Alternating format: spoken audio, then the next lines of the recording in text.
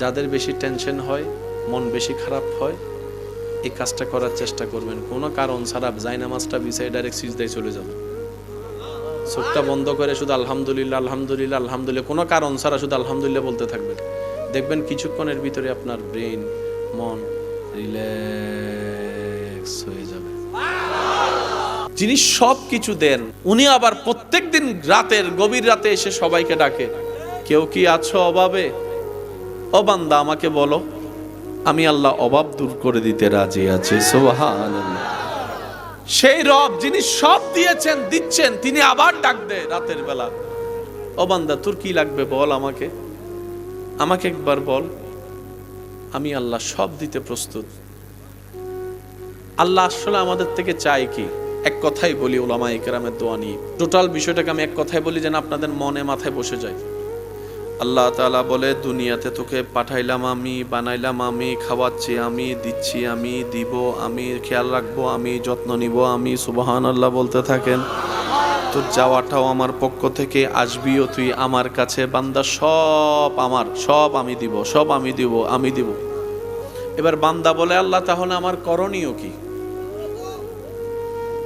আল্লাহ আমার করণীয় কি? রব বলে যে তুই দুনিয়াতে কোন রকম আমাকে খুশি রেখে চল। আর একটু জোরে। রব বলে, বান্দা দুনিয়াতে কোন রকম মনের গাড়িতে ব্রেক লাগিয়ে শয়তানকে পিছনে ফেলে অনেক চাওয়া ইচ্ছা পূরণ না করে কোন রকম আমি রবকে খুশি করে চলে একবার তুই কবর হয়ে হাসরে আয়। তুই দুনিয়াতে আমি রবকে খুশি করে চল, তুই হাসরে আসলে আমি আল্লাহ তোরে দয়া করে খুশি করে দিব। সম্পদ অর্জন করা একটা জিনিস, ধরে রাখা। বেশিরভাগ মানুষ সম্পদ ধরে রাখতে জানে না। কিভাবে জানেন? যাকাতই দেয় না। যাকাত দিলে সম্পদ পবিত্র হয়। সুবহানাল্লাহ। যাকাত দিলে রবের নামে ওই রব রাজ্জাক আপনার রিজিক আরো বরকত এনে দিবে। এই যাকাতটাই আমরা ঠিকঠাক ভাবে দিই না। কথা বলেন ঠিক কিনা? সেজন্য আমি প্রায় সময় একটা কথা বলি, রব্বুল আলামিন আমাদেরকে দিতে প্রস্তুত, আমরা নিতেও জানি না, চাইতেও জানি না, রাখতেও জানি না। দোষ কাদের? নিজের গুনার কারণে তওবা করার কথা মনে না থাকলেও অন্যের দোষ যেটা মাটির নিচে চাপা আছে সেটাও সিআইডি অফিসারের মতো দায়িত্ব নিয়ে ওই দোষটাকে মাটির ভিতর থেকে বের করতে আমরা প্রস্তুত আছি। আমরা নিজের দোষগুলার ব্যাপারে উকিল সেজে যাই। অন্যের দোষ পেলেই আমরা বিচারকের আসনে বসতে দ্বিধা করি না। আমরা জানি না কোনটাকে কিভাবে করতে হয়। জিনিস থাকলে রান্না হয় না। রান্নার একটা সিস্টেম আছে, কখন কি দিতে হবে, কতক্ষণ রাখতে হবে। একটু জোরে বলেন না। সব প্রসেসিং যখন পারফেক্টলি ভাবে হয় তখনই আপনার আমার সেই রান্নাটাই ক্ষুধা নিবারণের জন্য একটা স্বাদের খাবার পরিণত হয়। কথা বলেন ঠিক কিনা? প্রত্যেকটা কাজের একটা সিস্টেম। যারা প্যান্ডেল বানিয়েছেন তাদেরকে জিজ্ঞেস করবেন, ওনারা কিন্তু একসাথে সব বাঁশ গাড়ে নাই, আগে রশি দিছে, তারপরে ম্যাপ করে করে বাঁশ গাড়ছে যাতে প্যান্ডেলটা ভেঙে না পড়ে। ইসলাম আল্লাহ তাআলা আমাদের জন্য এত সহজ করেছেন, এই ইসলামকে যদি লালন ধারণ করতে পারি জান্নাত পাওয়া কঠিন কিছু নয়। কেন নয়? আমাদের কর্ম দিয়ে যদি জান্নাত পাওয়ার হিসাব লাগায় তাহলে জান্নাত তো পাওয়া দূরের কথা, জান্নাতের ঘ্রাণ পাওয়ারও যোগ্যতা আমার নাই, আপনারটা আমি জানি না। আমাদের হিসাব দিয়ে যদি দেখি জান্নাত পাওয়ার যোগ্যতা আমাদের কারণে, কিন্তু যখন দেখি আমাদের রব রহমান, সুবহানাল্লাহ, যখন ভাবি আমাদের রব তো রহিম, যখন দেখি আমাদের রব তো রব্বুল আলামিন, যখন পড়ি কোরআনে আমাদের রব তো ইন্নাল্লাহা আলা কুল্লি শাইইন কাদির, তখন জান্নাত পাওয়ার চান্সেসটা একটু বেড়ে যায়। 17 Pro Max এর ক্যামেরা মেগাপিক্সেল কত? আচ্ছা 16 এর বলেন, কথা কয় 20, 22, 40, 45। প্রত্যেকটা মানবের চোখে আল্লাহ তাআলা 570 মেগাপিক্সেলের বেশি পাওয়ার দিয়েছেন। আরেকটু জোরে। এখনো বাজারে 570 মেগাপিক্সেল বলেন না। 40 মেগাপিক্সেল যদি 1.5 লাখ 2 লাখ টাকা হয়, ফিরি ফিরি ফিরি ফিরি ফিরি ফিরি, তাও একটা নয় দুইটা। কিডনি কয়টা? জোরে বলেন, আরো জোরে। কান কয়টা? হাত কয়টা? পা কয়টা? সবকিছুর একটা স্পেয়ার স্পেয়ার স্পেয়ার দিয়েছেন। জি, আরো জোরে চিল্লান, এত আস্তে চিল্লাইলে কেমন হয়? অনুরোধ করছি ভাইয়া প্লিজ। আচ্ছা যান, আই লাভ ইউ টু। এবার একটু থামেন আপনারা। আর কেউ আইসেন না মাহফিলে, পরে আইসেন আপনারা। এখন ঘরে বসে থাকেন, চা খান। একবার কোন আলহামদুলিল্লাহ। 570 ফ্রি। কানের মধ্যে একটা ডিজাইন আসেনি শান্ত? শুনে কি দিয়া? বলেন না কি দিয়া? তো এটার দরকার কি? হায় হায় হায় হায়। এই জিনিসটা বান্দার আওয়াজটাকে ইকো করে ডিজাইন করে এমন ভাবে কর্ণকুহরে ঢুকায় যেন বান্দার কানের পর্দা না ছিঁড়ে। মানুষের কানের পর্দা এটার চাইতে নরম। সেজন্য কেউ যদি কানের কাছে আসে জোরে চিল্লায়, দেখবেন যে সুই ফুটার মতো ব্যথা লাগে। এইসব কথা কয় না, বুঝাতে পারছি কথা? এগুলো সব ইকো সিস্টেম। এখানে eco eco. Hello hello hello hello hello বানাইছেন কে? এবার আমি আপনাদেরকে শর্টকাটে বলি, তাহলে বুঝবেন। আল্লাহ তাআলা আমাদেরকে সৃষ্টি করেছেন এক ফোঁটা পানি থেকে। বিজ্ঞানের ভাষায়, ডাক্তারের ভাষায় সেটাকে বলা হয় XX। আমি কেন বলবো, আপনারা একটু বলেন না, যাতে দাদা নানা শুনে একটু বলেন। XX বাংলায় সেটাকে বলে ডিম্বাণু। এই তো মাশাআল্লাহ, ডিম্বাণু। আপনার আমার আমাদের মাইকের আওয়াজ যতটুকু যাচ্ছে, মাদ্রাসার ভাইরা থাকলে খেয়াল করবেন, সায়েন্সের ভাই থাকলে আরো বেশি খেয়াল করবেন। আমি আমার বাবা থেকে এক ফোঁটা পানি আমার আম্মার পেটে আসছি।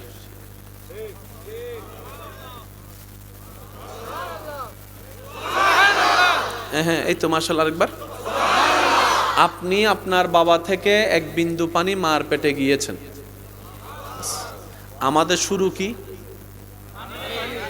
আমাদের শুরু কি? আমাদের আমাদের আমাদের শুরু পানি। বলেন, আমাদের শুরু পানি। আদম নবীর শুরু মাটি। তো আস্তে আবার বলছি, আবার আল্লাহ তাআলা আপনাকে আমাকে এক বিন্দু পানি থেকে সৃষ্টি করেছেন।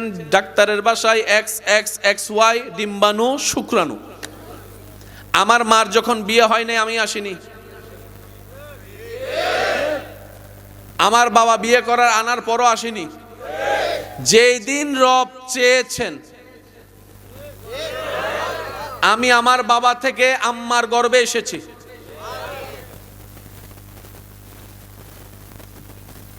এখন একটু খেয়াল করবেন, হাতে এক ফোঁটার বেশি হয়েছি নি? হয় না? এক ফোঁটা না আরো বেশি? আমি যদি কাউরে দিবাই, ধর এই ফানিটা লই কিছু কর, আপনি আমার কিতা কইবেন? পাগল হইছ, এটা দিয়ে কি করতো? মুখও তো ধুইতে পারতাম না, ঠিক নি? কিন্তু রব যখন চায়, সুবহানাল্লাহ সুবহানাল্লাহ। এবার আমি বলতে থাকি, আপনারা শুধু সুবহানাল্লাহ বলতে থাকবেন। পারবেন ইনশাআল্লাহ? এক বিন্দু পানি, একদম শুরু থেকে শেষ সবাই বলেন, আরো জোরে বলেন। এক বিন্দু পানি। এক বিন্দু পানির উপর যখন রবের কুদরতের হুকুম হয়ে যায়, সে এক বিন্দু পানি থেকে দুইটা চোখ হয়ে যায়, দুইটা কান হয়ে যায়, একটা মুখ হয়ে যায়, দুইটা ঠোঁট হয়ে যায়, একটা গলা হয়ে যায়, একটা পেট হয়ে যায়। এক বিন্দু পানি থেকে কোমর হয়ে গেল, হাঁটু হয়ে গেল, পা হয়ে গেল, তালু হয়ে গেল, আঙ্গুল হয়ে গেল। এক বিন্দু পানি থেকে চুল হয়ে গেল, কপাল হয়ে গেল, মাথা হয়ে গেল। এক বিন্দু পানি থেকে ব্রেন হয়ে গেল। এক বিন্দু পানি থেকে কলিজা হয়ে গেল, হার্ট হয়ে গেল। এক বিন্দু পানি থেকে দুইটা কিডনি হয়ে গেল। এক বিন্দু পানি থেকে সাদা রক্ত হয়ে গেল, লাল রক্ত হয়ে গেল। সুবহানাল্লাহ। সুবহানাল্লাহ, আমি শুনতে পাচ্ছি না, আরো জোরে। এক বিন্দু পানি থেকে জিহ্বা হয়ে গেল, আলা জিহ্বা হয়ে গেল। এক বিন্দু পানি থেকে কণ্ঠনালী হয়ে গেল, খাবার হয়ে গেল, পাকস্থলী হয়ে গেল। এক বিন্দু পানি থেকে কিডনি হয়ে গেল, এক বিন্দু পানি থেকে কোমর হয়ে গেল, এক বিন্দু পানি থেকে হাঁটা হয়ে গেল, বসা হয়ে গেল, এক বিন্দু পানি থেকে ক্যালসিয়াম হয়ে গেল। এক বিন্দু পানি থেকে নারে তাকবীর, নারে তাকবীর, নারে রিসালাত, আহলে সুন্নাত ওয়াল জামাত। উচ্চ আওয়াজ একবার বলেন মারহাবা। আরেকটু জোরে কোন, এক বিন্দু পানি থেকে। কম্পিউটার বলে ইটস কোয়াইট ইম্পসিবল, বিজ্ঞানী বলে ফাইতান্ন, ব্রেন বলে সম্ভব, বলেন না সম্ভব, ফেরেশতা বলে কল্পনাও করতে পারবো, নাসা বলে কল্পনাও যায় না। সফিয়ারে যে বানাইছে রোবট, তারে জিজ্ঞেস করলাম, তাই কয় আই এম চরি। কথা কি বুঝতে পারছেন? রব বলে যে একবার আমার দিকে তো তাকা। সুবহানাল্লাহ, তো আসতে। রব বলে একবার আমার দিকে তো তাকা, এটাই আমি রবের কুদরত। একটা ছাদ টিকানোর জন্য কয়টা বাঁশ লাগে শুধু প্যান্ডেল, খেয়াল করলে দেখবেন। আর রব যখন চাই পুরো আসমানটাকে ছাদ বানায় রাখছে কুটি ছাড়া। এবার আমি আপনাদেরকে একটা শর্টকাট বলি। আপনাদের এখানে বৃষ্টি হয়? বৃষ্টি, আচ্ছা আচ্ছা, বৃষ্টি আগে মেঘ হয় কালা নাকি সাদা? আরো জোরে। সাদা মেঘ কালো কেমন হইল? সুবহানাল্লাহ, জোরে বলেন। যারা পানি তত্ত্ব নিয়ে পড়ালেখা করেছেন আমার ভাইরা আমার চাইতে ভালো জানবে, শুধু আমি আল্লাহর কুদরতটা একটু খেদমত করার চেষ্টা করছি, বোঝানোর চেষ্টা করছি। বৃষ্টি যখন পরে ঘন্টার পর ঘন্টা, কত টন পানি, অনেক জায়গায় বৃষ্টি পড়ে তো বন্যা হয়ে যায়, তাহলে কত হাজার লিটার পানি। এই সব পানি কোথায় কোথায়? এবার মেঘেরে জিজ্ঞেস করেন, বৃষ্টিরে জিজ্ঞেস করেন, এই তুই আইলি করতুন? কয় মেঘ থেকে। মেঘে গেলি কেমনে? এবার দেখেন প্রক্রিয়াটা দেখেন। সূর্য মামা তাপ দেয়, পানি গরম হয়, সাগরের পানি।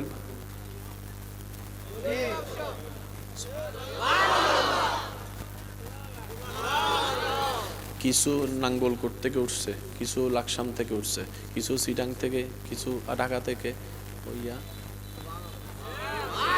কোন গাড়ি ছাড়া। সুবহানাল্লাহ কয় না? এই 2 দিন আগে লাঙ্গলকোটের একজন কৃষক আল্লাহরে কয়, আল্লাহ, বলেন না, আল্লাহ আমার ক্ষেতটা করছি একটু শুনে লাইছে। এবার প্রসেসিং করতেছে, পানি তুলছে 5 ছাড়া। High high high high. এবার আপনাদের এলাকায় ঘরে যতগুলা পানির ট্যাঙ্কি আছে, এই ট্যাঙ্কির মধ্যে একটা দেওয়াল আসেনি, প্লাস্টিক আসেনি? ট্যাঙ্কি ছাড়া কখনো পানি থাকে? আল্লাহ সব পানিকে মেঘের ভিতর রেখেছেন, কিন্তু বিমান মেঘের ভিতর গেছে, ট্যাঙ্কির সাথে একবারও বাড়ি খাই নাই। সুবহানাল্লাহ, কে আর আসতে কইবেন আপনারা? টনে টনে, লিটারে লিটারে পানি মেঘে, কোন ট্যাঙ্কি।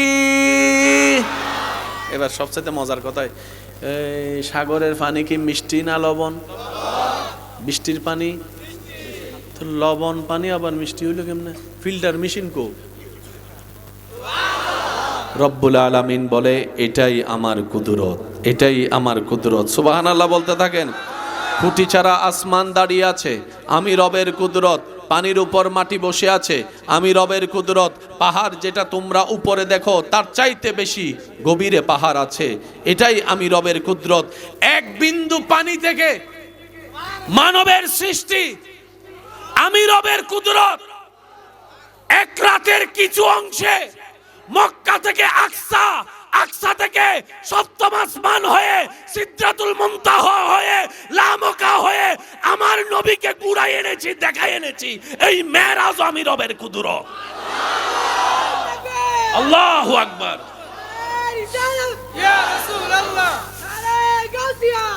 উচ্চ আওয়াজ একবার বলেন সুবহানাল্লাহ।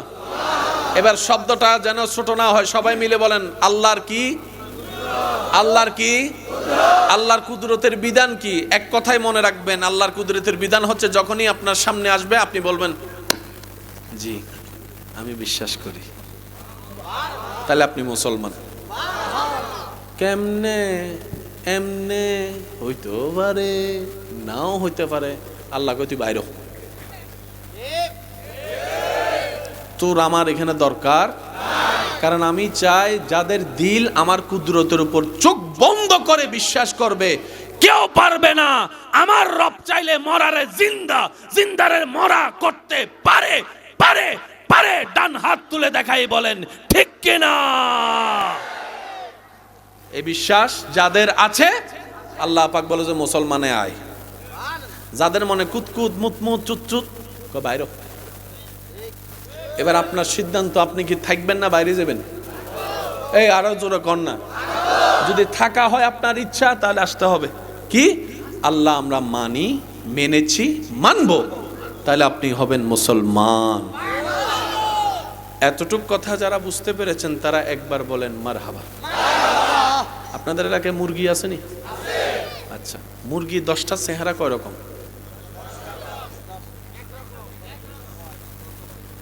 10টা 10 রকম।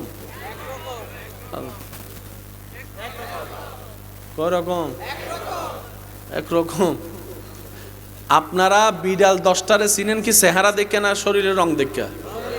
তাইলে বুঝে যাইছেন। মানুষ 10টারে চিনেন কি রং দেখে না চেহারা দেখে? পার্থক্য এখানে, পার্থক্য এখানে। বাচ্চা যখন দুনিয়াতে প্রথম আসে, আপনারা শুনছেন কিনা জানি না, মুরব্বীরা এই জিনিসটা অভিজ্ঞতা হয়তো আছে, ওনারা স্বীকার করবেন অথবা সাপোর্ট দিবেন আমাকে। বাচ্চা যখন দুনিয়াতে আসে, এই বাচ্চাকে দেখে অনেকে অনেক কথা বলে, এতে তো তার দাদার মতো হইছে। আচ্ছা, আরেকজনের নানার গোষ্ঠী কয় আমরা কি ফরে জামুনি, একটু একটু দেখেন চোখটা দেখেন তার নানার মতো লাগে। দাবিদার কয়জন হইছে? খালায় আইসা কয় চোখের সাইডটা দেখো, এটা আমার পাইছে, আমার আমার। কয়জন? সাসাই কয় আমরা তো খাল দিয়ে বারাটি আসছি, আমগো কিছু পাই না, তো নাকটা দেখ। পুরা আমার বাবের নাক পাইছে। বাচ্চা কয়জন? তো মা বাপে কয় সব তোরাই লইলা। মা বাপ সহ হইছে কয়জন? 6 জন। কয়জন? বাচ্চা কয়জন? দাবি কয়জনের? 6 জনে দাবি করে আমার মতো। কিন্তু বাস্তবতা দেখা যায় বাচ্চাটা কারো মতোই না, সে তার মতো। এটা কিভাবে সম্ভব? রব বলে যে আমার দিকে তাকা, ম্যানুফ্যাকচারিং আমি করেছি, ডিজাইন আমি করেছি, স্টাইল আমি করেছি। সুবহানাল্লাহ আপনারা বলবেন না? সেজন্য কখনো জীবন চলার পথে কারো শরীর নিয়ে, চেহারা নিয়ে, অঙ্গ নিয়ে হাসি ঠাট্টা করবেন না। কে দেখতে কেমন? উত্তর একটাই, তাকে তার রবের যেমন দেখতে পছন্দ হয়েছে রব্বুল আলামিন তাকে সেইভাবে বানিয়ে দিয়েছেন। সবাই যদি এক সাইজের হইতো সুন্দর লাগতো। সবার কালার, এখানে যদি সবাই সাদা হইতেন, চাইনিজের সব চেহারা কি? কোনটা কে? একজনের থেকে বাকি লইলে টাকা আরেকজনও দিয়ে। আমি কি বুঝাতে পারছি কথা? এই সেটিংটা করেছেন চেহারার কে? আর আল্লাহ পাক ভালো করে জানেন কোনটাকে কতটুকু কিভাবে দেওয়া দরকার। বলেন সুবহানাল্লাহ। এবার একটু খেয়াল করবেন, প্রত্যেকজনের চেহারা আলাদা, প্রত্যেকজনের চেহারা লাগে কিন্তু না। ফিঙ্গারপ্রিন্ট, ফিঙ্গারপ্রিন্ট, থুতু, আই প্রিন্ট। সেজন্য এয়ারপোর্টে গেলে আগে ফিঙ্গারপ্রিন্ট নিত, এখন বুঝতে পারছি আমি কথা? একটু মনোযোগ দিবেন। আমরা প্রত্যেকটা মাহফিলকে ক্লাস বানানোর চেষ্টা করব সামনে থেকে, বলেন ইনশাআল্লাহ। তাহলে পরিবর্তন আসবেই, আসবেই, আসবে। কেন? বান্দা যখন চেষ্টা করে রব্বুল আলামিন তার পথ চলা সহজ করে দেয়। চিৎকার দিয়ে বলেন সুবহানাল্লাহ। মাশাআল্লাহ, আরেকবার বলেন সুবহানাল্লাহ। সবকিছুর মূলে কার কুদরত? এবার সে আল্লাহ কি বলছেন দেখেন, বান্দা সবাইরে মনে রাখলি আমারে ভুলে গেলি। সবার কথা তোর মনে আছে, আমার কথা তোর মনে নাই বান্দা। আমি হাইয়া আলাস সালা দিয়ে মুয়াজ্জিনকে দিয়ে ডাকাই, বন্ধু ডাকলে তো ল্যাপের ভিতর থেকে বের হয়ে চলে যাস। আমি যে বারবার ডাকি হাইয়া আলাস সালা বলে, তুই তো আসার সুযোগ পেলি না। বান্দা, একদিন কি তুই মরবি না? একদিন কি তোর শরীরে সাদা কাফন লাগবে না বান্দা? একদিন তো তোর সেই চিরচেনা মসজিদের খাটিয়াতে তোর নিতর দেহটা উঠবে। সবাই কাঁধে নিয়ে তোকে জায়নাজার মাঠে নিয়ে যাবে। সেই দিন তো তোকে সবাই চিপে ধরে হলো কবরের মধ্যে শোয়াই দিবে। সেদিন তো তুই চাইলেও উঠতে পারবি না। ইন্না লিল্লাহি ওয়া ইন্না ইলাইহি রাজিউন, আমার কাছেই তো তোকে ফিরে আসতে হবে। ও বান্দা, একটু বুঝার চেষ্টা কর। রব বলে, আসতেই যেহেতু আমার কাছেই হবে, সুন্দর করে আয়, তোকে যেন ফেরেশতা গ্রেফতার করে না আনে, তুই খুশি মনে আয়। সেজন্য মৃত্যু যখন কোন নেককার মানুষের মৃত্যু সময়ক্ষণ কাছে আসে, মালাকুল মউত এসে ওনার সামনে জান্নাতের একটু ছোঁয়া দেখায় দেয়। নেককার মানুষের মৃত্যুর পরে আপনারা হয়তো অনেকেই দেখেছেন, অনেক মানুষ মরার পরে গোসল দেওয়ার পরে চেহারা আরো বেশি সুন্দর হয়ে যায়। কারো চেহারার মধ্যে হাসি ফুটে ওঠে, কারো চেহারার মধ্যে দেখে মানুষ বলে যে ছোট বাচ্চা ঘুমাচ্ছে, কেউ বা শরীরে জিন্দা মানুষের মতো ঘামাতে থাকে। এক একজনের এক এক পরিবেশ দেখা যায়। নেককার জান্নাতি, তাদেরকে দেখে এলাকার মানুষ বলে, নিশ্চয়ই আল্লাহর দরবারে পছন্দ হয়েছে, জান্নাতি মানুষ হয়েছে। বলেন সুবহানাল্লাহ। মালাকুল মউত ফেরেশতা এসে শিয়রে বসে, কষ্ট যেন না পায়, রূহকে বলে, ইয়া আইয়াতুহান নাফসুল মুতমাইন ইরজি ইলা রাব্বিক রাদিয়াতাম মারদিয়া ফাদখুলি ফি ইবাদি ওয়াদখুলি জান্নাতি। চিৎকার দিয়ে একবার বলেন আল্লাহু আকবার। নেককার যখন মৃত্যুবরণের সময় হয়, মালাকুল মউত এমন ভাবে জান বের করে, তুলার বস্তা থেকে যেরকম সুই বের করলে তুলার কোনো খবর হয় না, ওই দেহ থেকে রুট এমন আদর করে বের করে। সুবহানাল্লাহ।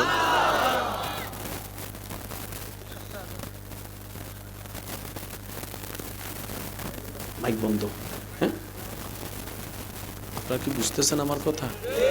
আমি কেন বলছি? এই জিন এই ক্ষণ একদিন আপনাকে আমাকে সরচক্ষে দেখতে হবে, দ্বিতীয় কোনো উপায়। মুরব্বীরা যদি আমাকে একটু উত্তর দেন, যুবকরা বুঝতে সুবিধা হবে।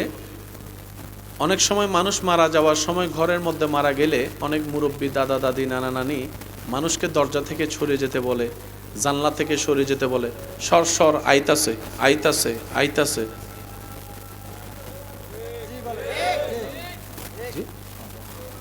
মাইক বন্ধ করে দিচ্ছি। অনেকে এরকম দেখেছেন কিংবা শুনেছেন। মাথায় রাখবেন, মানুষের মৃত্যুর সময় যখন হয়, আল্লাহ তাদের চোখের পর্দা তুলে দেয়। এখন আপনারা আমাকে ছাড়া স্টেজের বাইরে কিছু দেখতে পাচ্ছেন, কিন্তু মরণের সময় আসলে আপনি এখান থেকে বসে আল্লাহ চাইলে আপনি আমেরিকাও দেখতে পারবেন।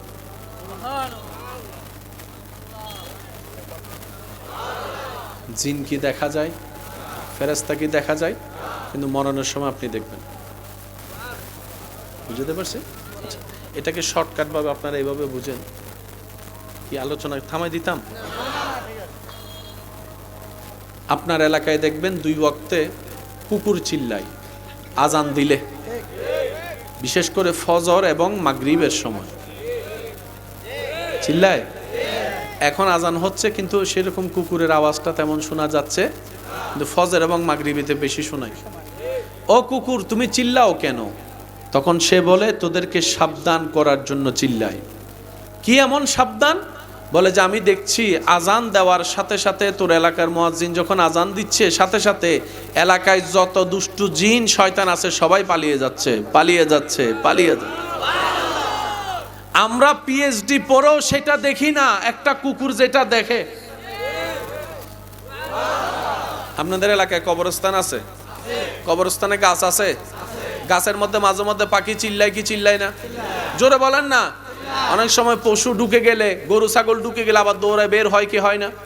তখন মুরব্বীরা বলে নিশ্চয়ই কোনো কবরে কি হচ্ছে।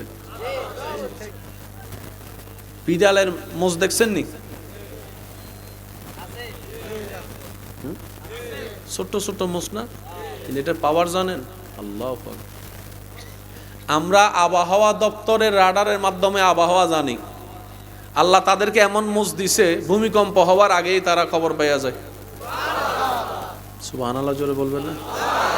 আমরা আবহাওয়া অধিদপ্তর থেকে নিউজ নিয়ে বর্ষাকাল কখন জানি, কিন্তু আপনার এলাকার পিঁপড়া বর্ষাকাল আসার আগেই খাবার। এবার আপনারা বলেন খাবার টিকানোর জন্য ফ্রিজের দরকার আছে না নাই? পিঁপড়ার ওইখানে একটু ভাবেন না, যে রব সারা পৃথিবীকে খাওয়াচ্ছে আপনার আমার মতো এই দেরাতের ফেটটাকে খাওয়াইতে পারবে না ভাই? পারবে না? তা আমাদের 2 নম্বরই করার দরকার কি? বিশ্বাস করেন 2 নম্বরই করার কোনো দরকারই নেই যদি আমরা প্রয়োজনের মধ্যে থাকতে পারি। চাহিদার মধ্যে গেলেই ফেসের। আমি কি বুঝাতে পারছি? কথা বলার জন্য মোবাইল দরকার, কিন্তু আপনি যদি বলেন যে না আমাকে ওই কি জানি বলে আমেরিকার ফোনটাই লাগবে, তাইলে তো আপনাকে 2 নম্বরই করতেই হবে। ক্ষুধা নিবারণের জন্য খাবারের দরকার, আল্লাহ সেটা দিচ্ছেন, দিয়েছেন, দিবেন। এখন আপনি যদি বলেন যে না আমাকে 5 স্টার হোটেলে যাই আমি খাবো, তাহলে তো আপনাকে 2 নম্বরই করতে হবে।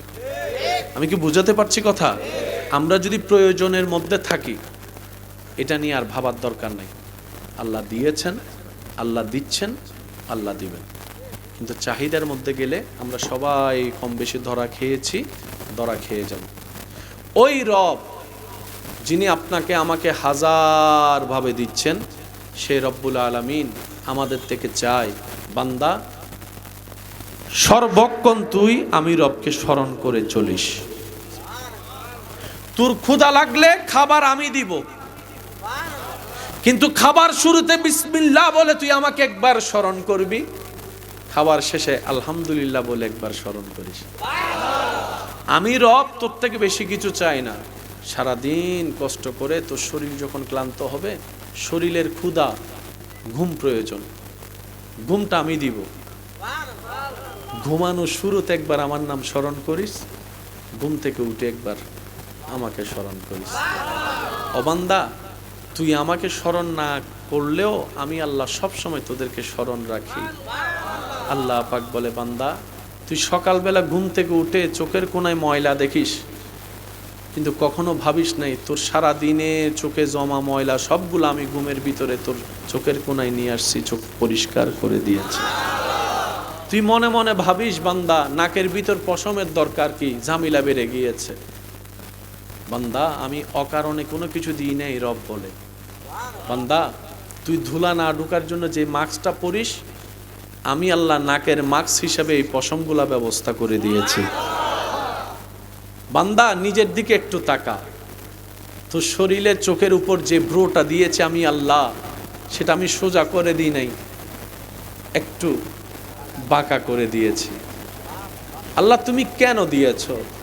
রব বলে যে তুই সারাদিন পরিশ্রম করে মাথা থেকে কপাল থেকে যে ঘামগুলা বের হয়, ঘামগুলা কখনো একটু জিহ্বা দিয়ে চেটে দেখিস, লবণ লবণ লাগে। এই লবণ লবণ ঘামগুলা যদি ডাইরেক্ট চোখে পড়ে তোর চোখ নষ্ট হয়ে যাবে। সেজন্য তোর চোখকে বাঁচানোর জন্য আমি আল্লাহ এমন সিস্টেম করে দিয়েছি, ঘামগুলা এখান থেকে বয়ে নাসির মতো হয়ে এদিকে নেমে যায়, তোর চোখটা হেফাজত হয়ে যায়।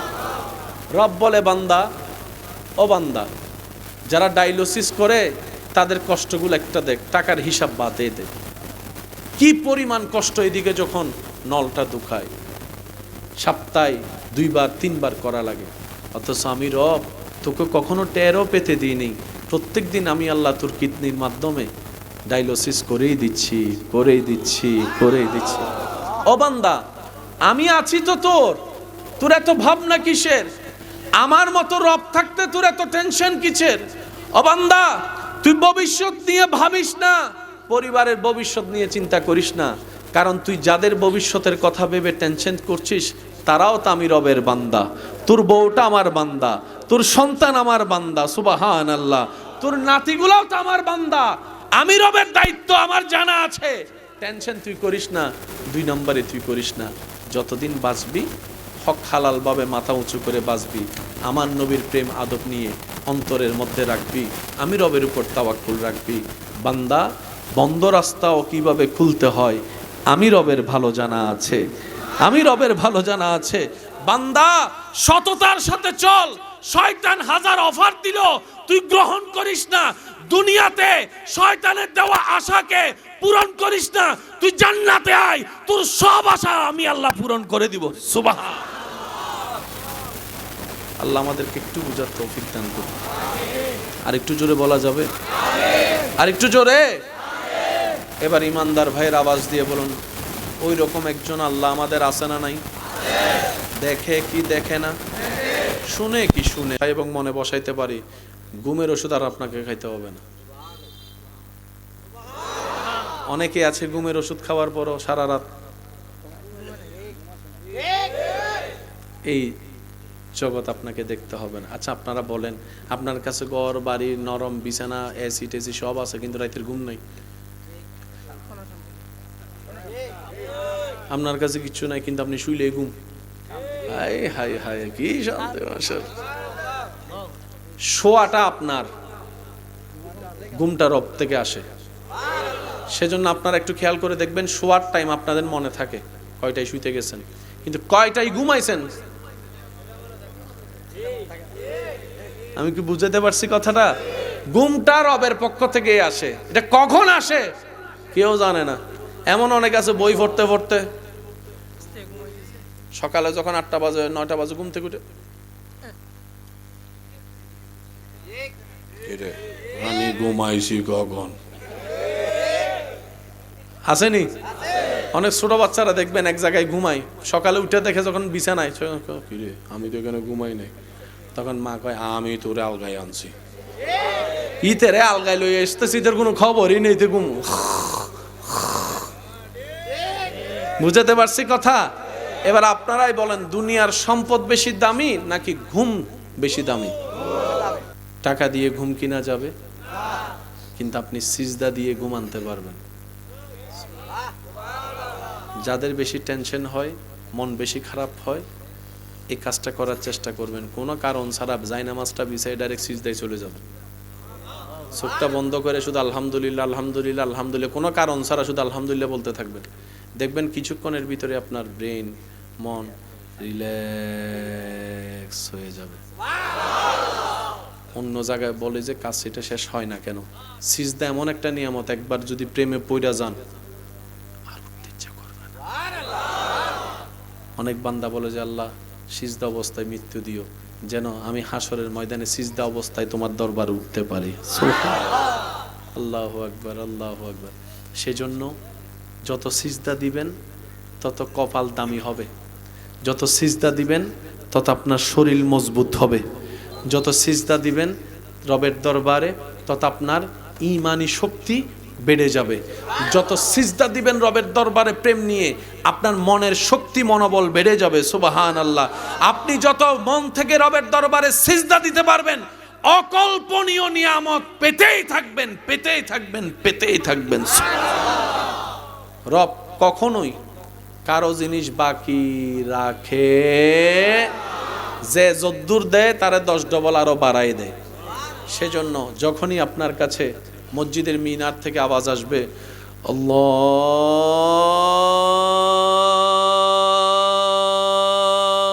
আল্লাহু আকবার, আল্লাহু আকবার, এটাকে যেদিন মুয়াজ্জিনের আজান না ভেবে রবের ডাক মনে করতে পারবো আমরা, সেদিন থেকে দেখবেন পা অটোমেটিক মসজিদের দিকে যাচ্ছে, মসজিদের দিকে যাচ্ছে। শেষ পরিসরে বিদায় বেলা একটা কথা বলি, এই রকম মাহফিল আপনারা ধরে রাখবেন। আজকে কবরবাসী, এখানে কবরস্থান কোথায় আছে? কার কবরে কি হালত আমরা কেউ জানি, কিন্তু আজকে তাদের জন্য খুশির দিন, খুশির দিন, খুশির দিন। এই যে আপনারা একটু আগে বললেন আল্লাহ সবাইকে মাফ করে দাও, এই দোয়া যাইতে ফাইভ লাগে না, বান্দা করে আল্লাহ পৌঁছাই দেয়।